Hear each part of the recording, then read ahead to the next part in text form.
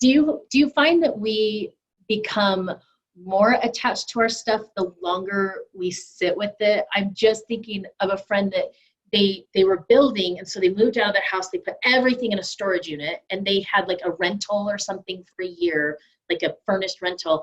And then, but when they went into their new house, it had been a year and a half since they'd seen their stuff, and they just didn't care. Why do I have this? Why did I keep this? Do you find that the longer you go without cleaning up, the harder it is to let go? It really depends on the person Okay. and the situation. So a lot of times we're more attached emotionally to things, nostalgic, mom and dad's things. Like you said, sometimes we feel like the memories are contained in that set of china or, whatever it is. We know better, but we just can't come to grips with letting go of some of these things. But there is a point in time where we will be letting go of these things. So do you want to be in control of that decision or not? Right. I mean, it's really as simple as that. Another important part of that whole process is people put a value on grandma's china, or people put a value on those vintage tools or that Hummel collection. Well, the value really is only what the market will bear. Yeah. That's really what the value is. So if you're holding on to it because it's going to become part of your retirement, it's going to take care of you when you need help, that might not be the case. So rather than carrying this stuff forward for decades and decades, get it out of the boxes and enjoy it. Mm-hmm. And then when it's time to downsize, divvy it out to people who want it or try to sell it, but you're not taking it with you when you leave this planet. It's just not going to happen. You're really not. And I think you touched on something important that when I started doing this years ago, a little bit surprised me.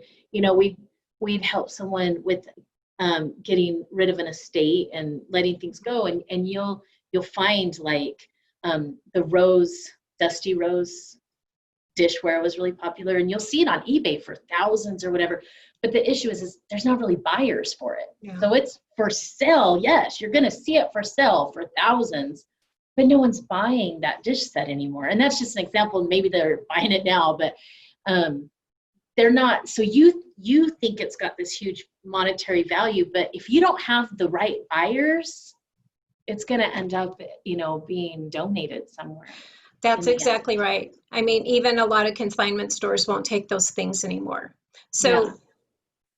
Another solution, if you love that dusty rose, which it's interesting you mentioned that pattern because I actually have that. We inherited it. We love it. We have memories. It. Yeah. I love it. And I actually use it. Yeah. So I'll pull it out. I don't have it. I have it sitting in the cabinet, yes, but I pull it out and I actually use it. And guess what? Your food will taste better on a plate that you love, or a crystal glass that you enjoy, or a teacup that was your grandma's. So use your stuff, because every ordinary day can be extraordinary.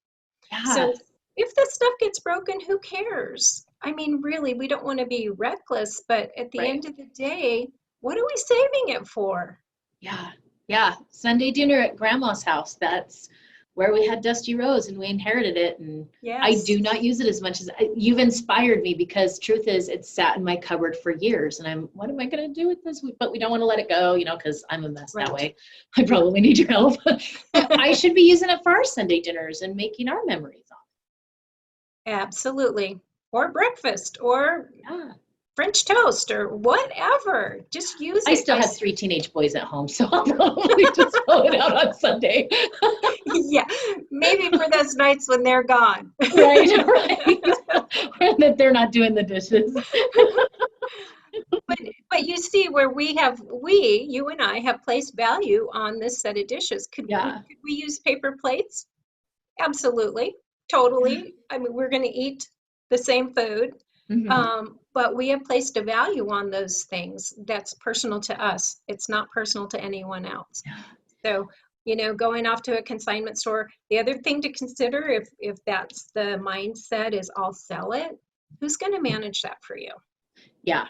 This eBay and Craigslist and yard sales, tons of work and lots of maintenance for what? You have to Yeah. decide if it's worth your time, energy. It is a lot of work. They're a lot of work. I want to talk a little bit about the value you place on things, because we do see this phenomena, is something doesn't take value until both parents have passed away, and then suddenly all the siblings want the little dog statue that sat on the dresser, or the picture. It's not of anyone and no one cared about it before, but now both parents have passed away and everyone wants it. And so I think part of organization also is deciding who gets what. We're saying Yes. donate, this goes to certain people, the rest donate or sell. You know, Yeah.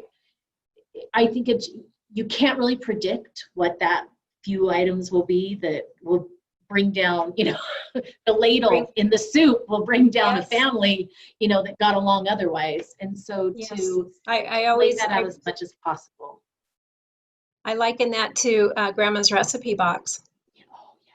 Oh, you talk about some, tug of wars going on. So if we really don't want to burden our family, which most of us don't, and if we really want to leave a legacy that's loving and easy as possible, it's not going to be easy when we leave. Our families are going to be in terrible grief, but easier for them.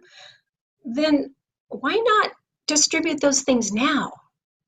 Why would we forego the pleasure of handing that child, whichever child we chose or children that we chose, hand that thing to them and watch what happens?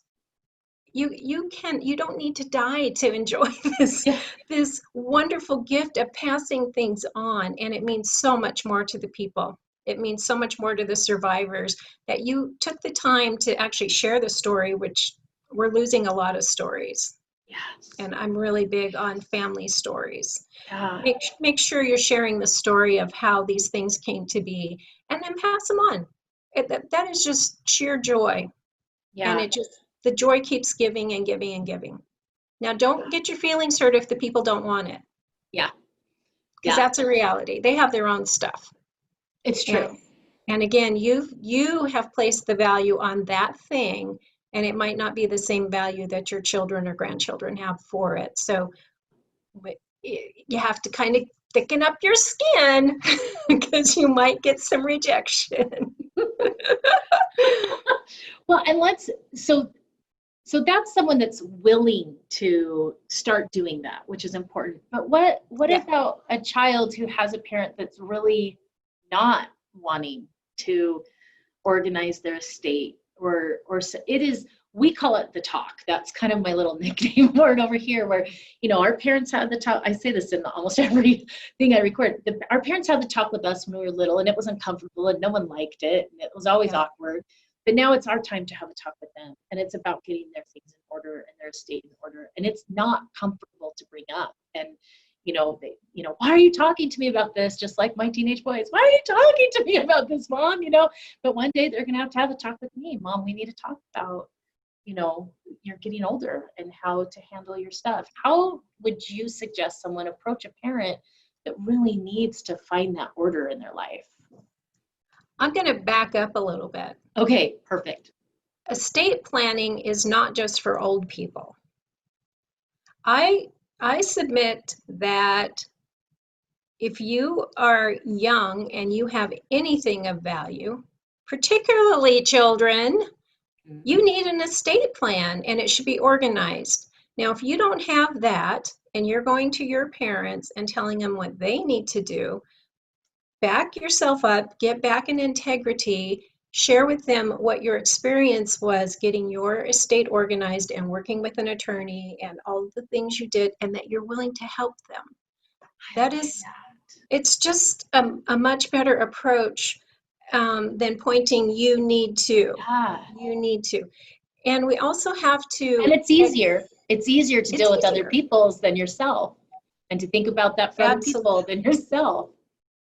Absolutely. And it's one of those things that there's going to be resistance, and there's a generational I call it a divide. There's a generational divide where they're very private about their money. Yes. They approach and avoid because they don't want the kids to fight. So if I just don't think about it, it'll go away. It doesn't go away. So having these really kind of difficult conversations, coming from a place of love, because nobody wants to burden their children. Yeah. And if we can turn it back to that, and also turn it back into, this would be a great time for you to make the decisions. Because my goodness, look what happened to Aunt Edna. Yeah. She tripped and fell, and then everything went to pot, and the families, they're still not speaking. You don't want that, do you, Mom? Let's get this stuff taken care of. Yeah. And we want you to be able to make the decision. Exactly. So let's do it while you can make the decision. Exactly. And I think, having them be part of that, have them feel part of the decision-making process that, that is what I want. I don't want you guys fighting over Grandma's recipe box. Yeah. Or the china. Yeah. I'm here to support you doing this. I'm not here to do it for you or tell you how to do it. I'm here to support you. Yes. And very often somebody like me can come in because obviously I've worked with lots of clients with paperwork, and it's not unusual to come across that little stack of things where I can see that they've actually met with an estate attorney and they have not yet filled out the paperwork. Oh, yeah. So as you know, there's a gap between having that appointment and actually getting the estate in order. Yeah. And then the next step is getting it funded. Yes. So yes. Sometimes and telling someone else where the paperwork is. Like I'm thinking about the transport one you just talked about. You have to tell other people to have your trusted person, your trustee, or your personal representative. This is where my paperwork is. If something happens to me, don't put it in your bank box. Your more papers, because no one can get into your lockbox. So right. If they know you have one. Right. Oh my gosh, how much money is sitting in unclaimed funds? Yes. Just in the state of Arizona. Unclaimed funds, if you key your name in, you might find that you've got a few $100s sitting there from an old account you forgot about. Yeah, it's true. It's true. Deposits from utilities, there's money out there that people don't know they have. Right. Yeah. Right. Okay, so I'm going to pause really quick. Okay, go ahead. I just think it's a really loving act to get your estate in order. Not only is it loving towards yourself, because you will have more peace of mind, that thing that sits on your shoulder that says, I really know I need to, is really heavy.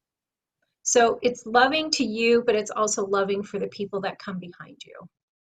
Yeah. I hired someone years ago to help me with my garage, and she didn't have the same approach that you did. And I appreciate the love and the control approach, but I have 27 purses. I don't know why you can only use one at a time, maybe a couple of different purses. But I knew I needed help cleaning out my garage. And people hold on to things for different reasons, and they have their reasons. And I love that you kind of, let's kind of get to the bottom of what's really important. Do you want to park your car in the garage in the summertime in Arizona, or do you want to have 27 purses? What does it boil down to for you? And I don't feel like I was given a good choice. You don't need these purses, get rid of all of them, or something like that. Yeah. So I love your approach where it's, what value do you put on this? Where do you need to go, and that approach of respect and, and love, really. So I appreciate that. And maybe the 27 purses is okay if you got rid of 100 pairs of shoes, because now you have room for them. Right. Because maybe purses are more important to you than shoes are. So we try to honor each other and also be honest at the same time. Yeah, I love that. I love that approach. Okay, I'm gonna. I had something else to say. But also to understand where your limits are, to bring in a professional when you know what your limits are. Like maybe I really did want to get rid of the purses, but I just couldn't bring myself to do it. And so I just needed to process through, like you said, how important is it to you? Do you want purses or shoes? Which is more important? Or to park the car? And I just needed someone to help me work through it. And so sometimes you need to bring in a party, especially if you're working with mom and dad, because honestly, coming in for a weekend to do paperwork isn't practical. It's like you said, eight weeks. I mean, and sometimes it becomes a full-time job when you are dealing with someone's estate before or after they passed away. Absolutely. It really is almost a full-time job in some estates. And so to realize your limitations, whether emotionally or physically or time-wise, and to bring in the help and to be okay with bringing in the help, so that you are keeping your peace of mind and, again, preserving those relationships. That's right. So when I said 8 weeks, I actually lived in California for 8 weeks. Oh, really? Like you lived there for 8 weeks. I lived there for 8 weeks, stayed at my sister's house and dealt with the stuff. And I'm not just talking about physical stuff, I'm talking about the finances, getting her set up in a facility that was, I mean, that's a lot of research. That's a big decision because that's your loved one. Yeah. So there's so much to it, and it's such an emotional time for the family and also the person who's entered this chapter. Yeah. We all go through chapters in our lives, and they're at a chapter now where, they're probably not going to entertain anymore. Do they actually need chafing dishes? And do they actually need a set of pans if they're not going to cook anymore? And this is something with downsizing that I ask the question a lot. Are you going to be cooking when you move to your apartment? Oh, probably not.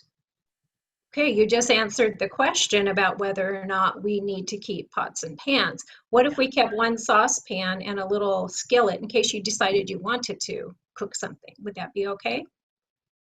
Yeah, honey, that would be great. So, we can do these things in a loving way that, like you said, preserving relationships at the end of the day. Let them be mad at me. Yeah. And you as a family unit, keep that out of your relationship.